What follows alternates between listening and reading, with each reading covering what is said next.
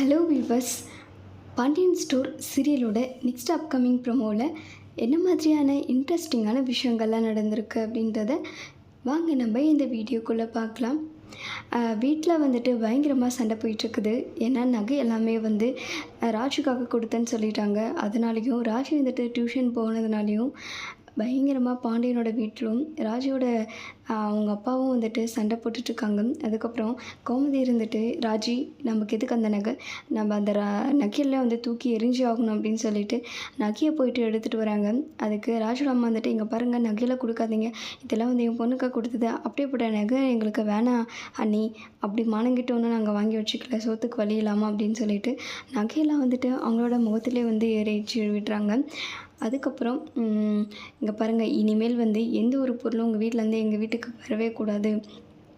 நாங்கள் ஒன்றும் ராஜியை வேணும்னேலாம் டியூஷன் அனுப்ப கிடையாது, அவளாக தான் தெரியாமல் போயிருக்கா, அதுக்கு எங்களுக்கு எந்த சம்மந்தமும் கிடையாது.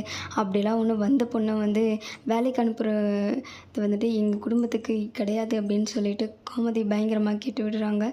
அதுக்கப்புறம் கதிர் ராஜுக்கிட்ட, என்ன ராஜு இப்படி பண்ணி வச்சுருக்க, எதுக்கு தேவையில்லாமல் இவனுக்கு இந்த வேலை பார்த்து இப்போ எவ்வளோ பிரச்சனையாகிடுச்சு, இந்த வீட்டில் ஏதாவது ஒரு பிரச்சனைனா உன்னால் மட்டும்தான் வருது, நீ கொஞ்சம் கூட மாறவே இல்லை ராஜு, அப்படியே தான் இருக்க நீ, எதுக்கு யார்கிட்டையும் சொல்லாமல் கொள்ளாமல் டியூஷன் போனேன்றாங்க, இல்லை உங்களுக்கு கஷ்டம் வைக்கக்கூடாது அப்படின்றதுக்காக தான் நான் டியூஷன் போயிட்டு கோச்சிங் கிளாஸ் போயிட்டுருக்கேன்றாங்க. என்ன கஷ்டம் இருக்க போது, எதுவாக இருந்தாலும் என்கிட்ட கேளுன்னு தான் நான் சொல்லியிருக்கேன், இப்போ பார்த்து எவ்வளோ பெரிய பிரச்சனை ஆயிடுச்சுன்னு சொல்லிட்டு ராஜியை திட்டிகிட்ருக்காங்க. கதிர் கோமதியும் பாண்டியன் சரி விடுடா அப்படின்னு சொல்லிட்டு இருக்காங்க. இதோட இந்த ப்ரமோஷன் முடிச்சிருக்காங்க. Thank you viewers.